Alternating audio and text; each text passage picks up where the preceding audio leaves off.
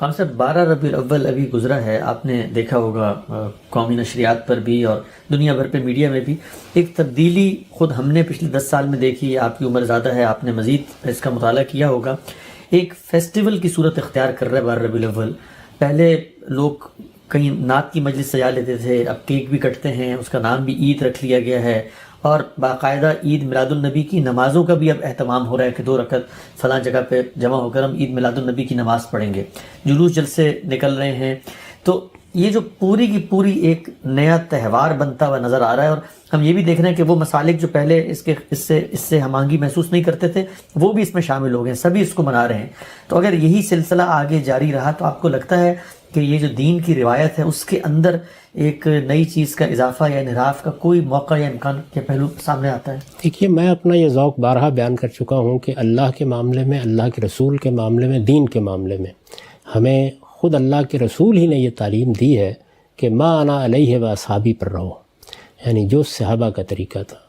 نہ صحابہ سے بڑھ کر کسی کو محبت کے دعوے کرنے چاہیے، نہ صحابہ سے بڑھ کر کسی کو تعلق خاطر کا ادعا رکھنا چاہیے.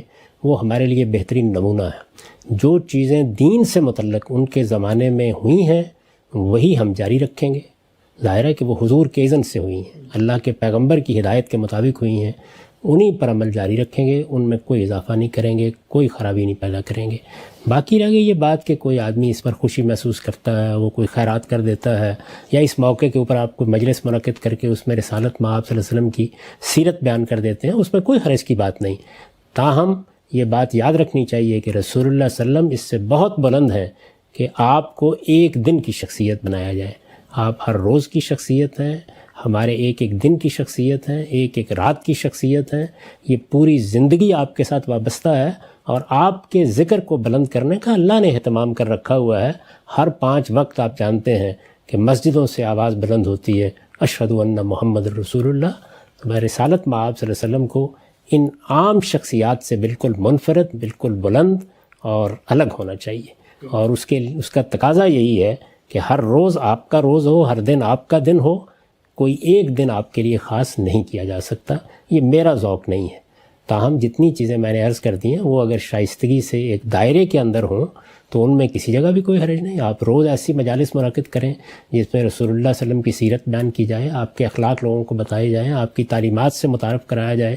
اس میں کوئی معنی نہیں ہے. اسی طرح خاص اس دن بھی اگر کوئی خوشی کا اظہار آدمی کر لیتا ہے تو ایک دائرے کے اندر اس کو بھی ملحوظ رکھا جائے گا، لیکن اس کو صحابہ کرام کے طریقے کے قریب رکھنا چاہیے. یعنی رسول اللہ صلی اللہ علیہ وسلم کے صحابہ سیدنا ابو بکر، سیدنا عمر، سیدنا عثمان، سیدنا علی، اسی طرح جتنے باقی صحابہ ہیں ان کو اللہ نے اقتدار دیا، قوت دی، سلطنت ہوئی. وہ چاہتے تو ہنگامہ برپا کر دیتے، جشن مناتے، لیکن یہ طریقے انہوں نے اختیار نہیں کیے. تو ہمارے ہاں جو دین میں تہوار مقرر کیے گئے ہیں دینی لحاظ سے، یعنی دنیوی اعتبار سے اب 10 تہوار مقرر کر لیں، اس میں کوئی اعتراض نہیں. دین میں جو تہوار مقرر کیے گئے ہیں وہ 2 ہی ہیں، ایک عید الفطر اور ایک عید الاضحیٰ. یہ کس نے مقرر کیے ہیں؟ یہ رسالت مآب صلی اللہ علیہ وسلم نے مقرر کیے ہیں. تو آپ کی پیروی میں تہوار تو یہی رہیں گے. باقی کسی کے جذبات کا اظہار، محبت کا اظہار، تعلق خاطر کا اظہار، سیرت کا بیان، لوگوں کی تعلیم، یہ سب چیزیں بالکل ٹھیک ہیں، ان میں کوئی اعتراض نہیں. اس سے آگے بڑھ کر کوئی ایسا کام نہیں کرنا چاہیے جو صحابہ کرام کے طریقے سے ہمیں ہٹا دے، کیونکہ اللہ کے رسول کی تعلیم یہی ہے کہ اپنے دین کو ٹھیک اس جگہ پر قائم رکھو، ما انا علیہ و اصحابی، جس پر میں نے اور میرے صحابہ نے زندگی بسر کی ہے. اچھا ہم سب، لیکن عید میلاد النبی کی کوئی نماز ادا کرتا ہے اور کہتا ہے کہ فلاں جگہ فلاں وقت میں ہم 2 رکعت نماز پڑھیں گے عید میلاد النبی کی، تو پھر دینی شرعی لحاظ سے اس کا کیا حکم؟ یہ بالکل بدعت ہوگی، اس کے قریب بھی نہیں جانا چاہیے. اور رسول اللہ نے فرمایا ہے کہ میرے دین میں جس نے بھی کوئی نئی بات ایجاد کی وہ سرتسر گمراہی ہے، اور کل ضلالت فی النار، اس کا انجام جہنم ہے. تو اس لیے ایسی چیزوں سے بچنا چاہیے. یہی چیز سورہ اعراف میں بیان کی ہے، جہاں 5 ان چیزوں کا ذکر کیا ہے جن کو اللہ نے حرام قرار دیا ہے، ان بنیادی چیزوں کا.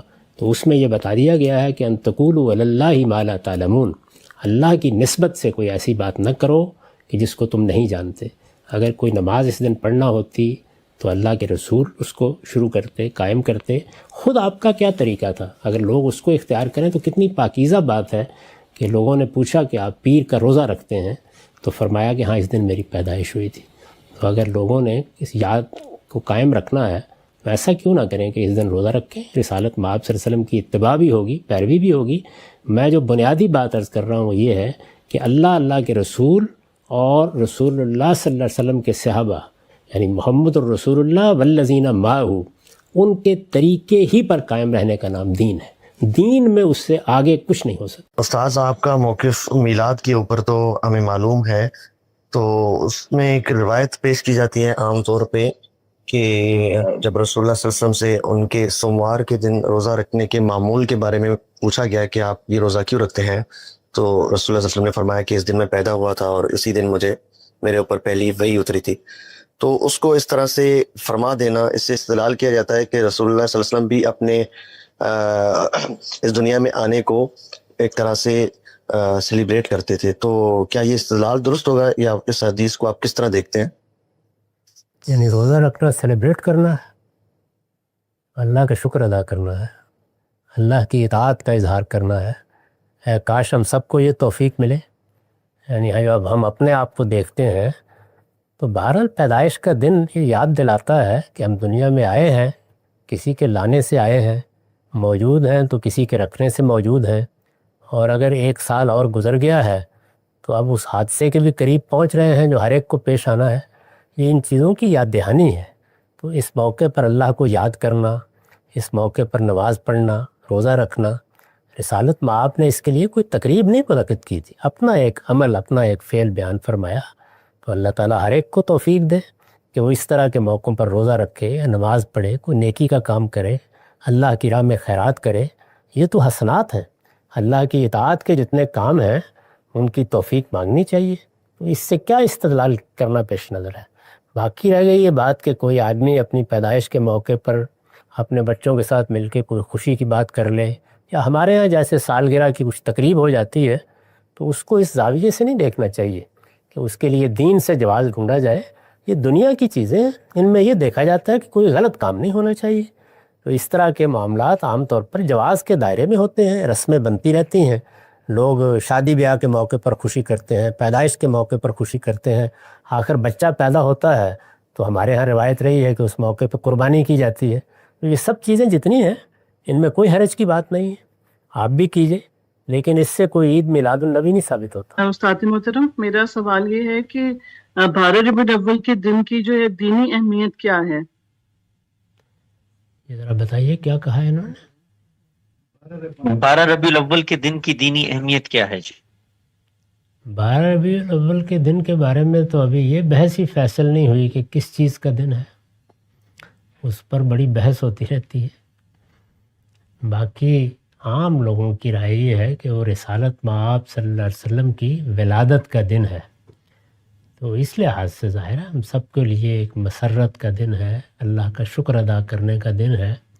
پیغمبر کی ذات میں جو سب سے بڑی نعمت ملتی ہے وہ اللہ کی ہدایت ہے. اس وجہ سے اس پر انسان کو شکر گزاری کے جذبات کا اظہار کرنا چاہیے. لیکن خود اس دن کے بارے میں ایک عام روایت ہے, زیادہ تر محققین اس کو قبول نہیں کرتے. قاضی سلمان منصور پوری نے رحمۃ اللہ عالمین میں تحقیق کر کے اپنا موقف بیان کیا ہے کہ 9 ربیع الاول کی تاریخ بنتی ہے. اسی طرح کی دوسری آراء بھی. آپ نے اپنے گرد و پیش میں دیکھا کہ لوگ میلاد کر رہے ہیں اور اس کو دین قرار دے رہے ہیں. جو شخص میلاد کو دین قرار دے رہا ہے, کبھی آپ کی اس سے ملاقات ہوئی؟ جی اس نے کیا استدلال پیش کیا میلاد کے دین ہونے کے حق میں؟ کیا کہا؟ جی انہوں نے کہا کچھ روایت بھی پیش. بس رک جائیں یہاں پہ رک جائیں. انہوں نے کچھ روایتیں پیش کی, اجماع کا تو سوال ہی ختم ہو گیا. کوئی ایک چیز جو آپ کے معاشرے میں رائج ہو, جس کے بارے میں آپ کو تردد ہے اور سامنے والا اجماع کا دعویٰ کر رہا ہے, اس کی مثال دیں. یہ میلاد کی آپ نے مثال دی, وہ میلاد والے خود کہہ رہے ہیں روایتوں پر مبنی ہے, آثار پہ مبنی ہے, تابعین کے اسوہ پہ مبنی ہے, فلاں چیز پہ مبنی ہے, نیکی کی چیز ہے, خیر کی چیز ہے. کہیں انہوں نے دعویٰ کیا کہ یہ اجماع سے ثابت ہے؟ لیکن حسن بھائی وہ تو اسی کو اجماع کہہ رہے ہیں. نہیں, ابھی میں نے آپ سے پوچھا کہ وہ اس کی بنا استدلال کیا بیان کر رہے ہیں. کوئی ایک چیز جس کی بنا استدلال دوبارہ جائیں ان کے پاس اور ان سے پوچھیں, یہی سوال متعین طور پہ پوچھیں, کیا آپ میلاد کو رسالت مآب صلی اللہ علیہ وسلم سے اس طرح سے مانتے ہیں جس طریقے سے پوری امت قرآن مجید کو مانتی ہے. اجماع اور تواتر، علم کے ذریعے میلاد کا تصور امت میں منتقل ہوا، عمل کے ذریعے پوری امت نے میلاد منایا. تو یہ دعویٰ کرنے سے پہلے ذہنی توازن اس کو چیک کروانا پڑے گا اپنا، اس لیے کہ اگر وہ یہ دعویٰ کرے گا تو امت تو آج بھی اس جگہ پہ نہیں کھڑی ہوئی، چاہے جائے کہ ماضی کے بارے میں دعویٰ کریں. اگر حقیقت میں چلنا ہے آپ صرف موجود میں دین لیتے ہیں نا، آج ثابت کر دیں، اجماع پیچھے جانے کی ضرورت ہی نہیں ہے. کوئی ایک چیز ایسی نہیں ہے جس کے بارے میں کوئی شخص دعویٰ کر سکے کہ یہ اس کو اجماع حاصل ہے. کہیں وہ روایت پر مبنی ہوگا. دیکھیں سب سے نمایاں مثال آپ نے کیا پیش کی، یعنی جاننا چاہ رہے ہیں سنت کی قطعیت کے بارے میں، اجماع اور تواتر کے بارے میں. مثال کے پیش کی میلاد کی. تو ذرا میلاد جو مناتے ہیں ان کے پاس جائیں، ان سے پوچھیں آپ میلاد کو نماز کی طرح منتقل ہوا وہ سمجھتے ہیں؟ وہ میلاد کے بارے میں امت کیا کہتی ہے اس کو چھوڑ دیں، 7 والی مسجد میں جا کے مولوی صاحب سے پوچھ لیں، دیوبندی مولوی سے کسی، کہ یہ کہہ رہا ہے یہ میلاد جو ہے یہ روایتوں کے ساتھ، اور روایتوں کی بنیاد پہ قبول نہیں کرے گا، چاہے جائے کہ اجماع اور تواتر کی بنیاد پہ. تو اس کی روشنی میں اس چیز کا جائزہ لیں. اصل میں یہ جو عملی مثال ہوتی ہے نا، یہ بڑے سے بڑے فلسفے، بڑے سے بڑے نظریے کو زمین پہ لا کر اس کا کھرا کھوٹا واضح کر دیتی ہے. تو ہم بہت ساری چیزیں تصورات میں خود بنا رہے ہوتے ہیں، لیکن عمل کی دنیا میں اس کو لے کر آئیں تو اس کی کوئی حقیقت نہیں ہوتی. تو اجماع کی ایتھینٹسٹی مجھے نہیں جاننی، اس لیے کہ وہ ایتھینٹک ہے. جب کوئی سوال میرے اوپر آتا ہے اور کوئی شخص یہ دعویٰ کرتا ہے، مثال طور پہ کوئی شخص کل کھڑے ہو کر کہے کہ بھائی یہ تم جو خانہ کعبہ کی طرف منہ کر کے نماز پڑھ رہے ہو نا، یہ تو وہ جگہ ہی نہیں جہاں پر پیغمبر آیا تھا، وہ تو پیٹرا کا شہر ہے. آپ سوال لے کر آئے ہیں، اب میں آپ کو بتاؤں گا کہ مسلمانوں کا علم کیا کہتا ہے، انسان اس کو کیسے دیکھتے ہیں.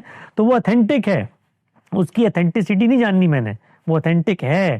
یہاں تک کہ آپ کوئی مسئلہ لے کر آئیں گے تو پہلے وہ مسئلہ پیدا کریں، جس چیز کو ہم سنت قرار دیتے ہیں اس پر وہ مسئلہ پیدا کریں اور بتائیں کہ میرے پاس وہ علم آ گیا ہے جس سے میں یہ ثابت کرتا ہوں کہ مسلمان تو دور اول میں فلاں چیز سے واقف ہی نہیں تھے، اس کو آپ نے سنت قرار دے دیا. اس کی مثال دیں، میلاد کی مثال نہ دیں. میلاد کے بارے میں تو خود میلاد والے بتاتے ہیں کہ کب شروع ہوا. ربیع الاول عرب ایک مبارک مہینہ ہے. اس مہینے میں وہ ہستی دنیا میں تشریف لائی جسے پروردگار عالم نے قیامت تک کے لیے اپنی آخری حجت اور روئے زمین پر اپنی حتمی ہدایت دے کر مبعوث فرمایا. رسول اللہ صلی اللہ علیہ وسلم نے جہاں دین پہنچانے کی یہ ذمہ داری بے کم و کاست ادا کی، وہاں اپنی سیرت و کردار سے رہتی دنیا تک ایک بے مثل نمونہ حیات بھی تاریخ کے سپرد کیا. یہ مہینہ اگر آپ سے تعلق کی یاد تازہ کرنے، آپ کی سیرت و سوانح کو جاننے، آپ سے محبت کے جذبات کو بڑھانے کا سبب بنے تو یقیناً ایک نعمت سے کم نہیں ہے. لیکن انسان بالعموم حقیقت سے ہٹ کر نظریات اپناتا ہے اور اپنے تعلق کے اظہار میں اعتدال کو چھوڑ کر افراط و تفریط کا شکار ہو جاتا ہے. انسانوں کے جن امراض کا علاج سرور عالم نے خود دین کی ہدایت کے ذریعے کیا، ان میں ایک بڑا مرض یہی افراط و تفریط ہے. لہٰذا ربیع الاول وہ بہترین وقت ہے کہ جب رسول اللہ صلی اللہ علیہ وسلم سے متعلق بعض قائم شدہ تصورات کو خود آپ کے دیے ہوئے دین کی روشنی میں تازہ کر لیا جائے. مقصد یہ ہے کہ آپ کی ذات اقدس سے محبت و عقیدت کا تعلق اسی ہدایت کے مطابق استوار ہو جو قرآن و سنت اور آپ کے اسوہ حسنہ میں موجود اور مطلوب ہے. وہ چند رائج تصورات یہ ہیں. پہلی غلط فہمی، یہ کائنات اللہ تعالیٰ نے رسول اللہ صلی اللہ علیہ وسلم کے لیے بنائی تھی. ایسی کوئی بات دین اسلام کے کسی ماخذ میں موجود نہیں ہے. اس کے بالکل برخلاف قرآن ہمیں یہ بتاتا ہے کہ اس کائنات میں انسان کی تخلیق کا مقصد اس کے عمل کا امتحان ہے. ارشاد ہوا ہے، بہت بزرگ، بہت فیض رساں ہیں وہ پروردگار جس کے ہاتھ میں عالم کی بادشاہی ہے اور وہ ہر چیز پر قدرت رکھتا ہے. وہی جس نے موت و زندگی کو پیدا کیا تاکہ تم کو آزمائے کہ تم میں سے کون بہتر عمل کرنے والا ہے. سورہ ملک. انبیاء کرام صرف اللہ کا یہ پیغام لے کر دنیا میں آتے ہیں. اللہ تعالیٰ ان کو اپنی ہدایت پہنچانے کی ذمہ داری تفویض کرتے ہیں. اس ذمہ داری کی انجام دہی میں وہ تنکا برابر بھی کمی یا زیادتی نہیں کر سکتے. دوسری غلط فہمی، رسول اللہ سے عشق کی جنت میں لے جائے گا. جنت میں جانے کے حوالے سے جو معیار قرآن مجید میں موجود ہے اور جو معیار پوری زندگی خود رسول اللہ صلی اللہ علیہ وسلم نے پیش فرمایا، وہ یہ ہے کہ انسان اللہ پر سچا ایمان رکھے، اس کی شریعت پر عمل کرے، اس کے پیغمبروں کو اللہ کا فرستادہ مانے، ان کی اطاعت کرے اس لیے کہ وہی اللہ کی ہدایت پہنچاتے ہیں. ان سے محبت رکھے، ان کے حکم کے آگے سر تسلیم خم کرے، آخرت پر پختہ ایمان لائے، نیک عمل کرے اور اخلاق کی برائیوں سے بچا رہے. تیسری غلط فہمی، سارے نبی تیرے در کے سوالی. قرآن مجید نے ہمیں یہ بتایا ہے کہ اللہ کے نزدیک دین ہمیشہ سے ایک ہی رہا ہے اور وہ اسلام ہے۔ اسی دین کو دنیا کے کونے کونے تک پہنچانے کے لیے اللہ تعالیٰ نے انبیاء کرام کا سلسلہ جاری فرمایا۔ اس سلسلے کے پہلے پیغمبر سیدنا آدم تھے۔ یہ ابلاغ اللہ نے قوموں کے انتخاب کے ذریعے بھی کیا۔ اس سلسلے میں امام الرسل کی حیثیت سیدنا ابراہیم کو حاصل ہے۔ اس مشن کے لیے نبوت ان کی ضروریت میں خاص کر دی گئی۔ رسول اللہ صلی اللہ علیہ وسلم انہی کے بیٹے سیدنا اسماعیل کی قوم میں مبعوث کیے گئے، لہٰذا آپ صلی اللہ علیہ وسلم ان بے شمار پیغمبروں میں سے دین اسلام کے آخری رسول ہیں۔ تمام انبیاء کی ہدایت عالمی، آفاقی اور اصل اسلامی کی تھی۔ قرآن مجید انبیاء میں سے کسی ایک کی مطلق فضیلت کے تصور کی نفی کرتا ہے، چنانچہ اس نے اہل ایمان کی صفت بیان فرمائی ہے۔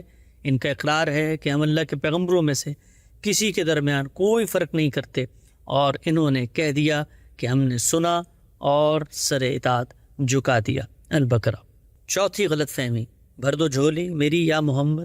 قرآن مجید ہمیں یہ بتاتا ہے کہ انسانوں کے لیے رزق اور مال و اولاد کے فیصلے اللہ کرتا ہے۔ طوفانوں، زلزلوں اور آفات سے لے کر بارش برسانے تک کے تمام امور اللہ کے اذن پر منحصر ہیں، گویا تمام کائنات کے نان تنہا اللہ رب العزت کے ہاتھ میں ہے۔ ان معاملات میں نہ کوئی اس کا ہمسر ہے نہ شریک و سہیم، لہٰذا سیدنا آدم سے لے کر محمد رسول اللہ صلی اللہ علیہ وسلم تک سب اسی کے بندے ہیں، اس کے محتاج ہیں اور اسی کی عنایت کے طلبگار ہیں۔ وہ اسی کی منشا کو پورا کرنے کے لیے جیتے رہے اور اسی کی رحمت کی امید میں دنیا سے رخصت ہوئے۔ ارشاد ہوا ہے تم اعلان کرو اے پیغمبر، حقیقت یہ ہے کہ اللہ یکتا ہے، اللہ سب کا سہارا ہے، وہ نہ باپ ہے نہ بیٹا نہ اس کا کوئی ہمسر ہے۔ سورۃ الاخلاص۔ پانچویں غلط فہمی، حاضر و ناظر۔ رسول اللہ صلی اللہ علیہ وسلم ایک انسان تھے، انسان کی حیثیت میں پیغمبر منتخب ہوئے اور اپنا مشن پورا کر کے انسانوں ہی کی طرح دنیا سے رخصت ہو گئے۔ قرآن مجید نے یہ بتایا ہے کہ خدا کے نیک بندے جب دنیا سے رخصت ہوتے ہیں تو ان پر عنایتوں کا آغاز کر دیا جاتا ہے۔ وہ عنایتیں کیسی ہوتی ہیں؟ انسانی عقل اس کا شعور نہیں رکھتی۔ کیا وہ دنیا کے معاملات کا اب بھی جائزہ لے رہے ہیں؟ ہمیں یہاں دیکھتے ہیں، اپنے ذکر کی مجالس میں شریک ہوتے ہیں۔ یہ سب دعوے ایسے ہیں کہ جن کی کوئی دلیل کسی دینی ماخذ میں موجود نہیں ہے، لہٰذا ان امور کے حوالے سے ہم کوئی بھی دعویٰ اللہ تعالیٰ کی تصریف کے بغیر محض اپنے تخیل سے نہیں کر سکتے۔ چھٹی غلط فہمی، مجرم ہوں جہاں بھر کا محشر میں بچا لینا۔ مغفرت کا حق صرف اور صرف اللہ تعالیٰ کو حاصل ہے، محشر میں بچانے اور سزا دینے کا اختیار بھی اسی کو حاصل ہے۔ سورہ زمر میں ارشاد ہوا ہے کیا انہوں نے خدا کو چھوڑ کر دوسروں کو شفیع بنا رکھا ہے؟ ان سے کہو کیا وہ شفاعت کریں گے خواہ ان کے لیے اختیار میں کچھ نہ ہو اور وہ کچھ نہ سمجھتے ہوں؟ کہہ دو کہ شفاعت تمام تر اللہ ہی کے اختیار میں ہے، زمین و آسمان کی بادشاہی اسی کی ہے، پھر تم اس کی طرف لوٹائے جاؤ گے۔ چنانچہ جہاں بھر کا مجرم بننے کی سزا سے کوئی نہیں بچا سکتا، وہاں اللہ انصاف کریں گے، اور انہوں نے یہ بیان کر دیا ہے اس دن جب وہ بولیں گے جنہیں رحمان اجازت دے اور وہ صحیح بات کہیں۔ سورۃ النبأ۔ لہٰذا نبی کی شفاعت کا مطلب یہ نہیں ہے کہ مجرم کو بچا کر انعام یافتہ بنا دیا جائے۔ شفاعت بندے کی طرف سے توبہ، رجوع، ازالے اور استغفار کے بعد خدا کی بارگاہ میں عذر قبول کرنے کی درخواست ہے، اور اللہ کے ہاں ایسی درخواستیں میرٹ پر قبول یا رد ہوتی ہیں۔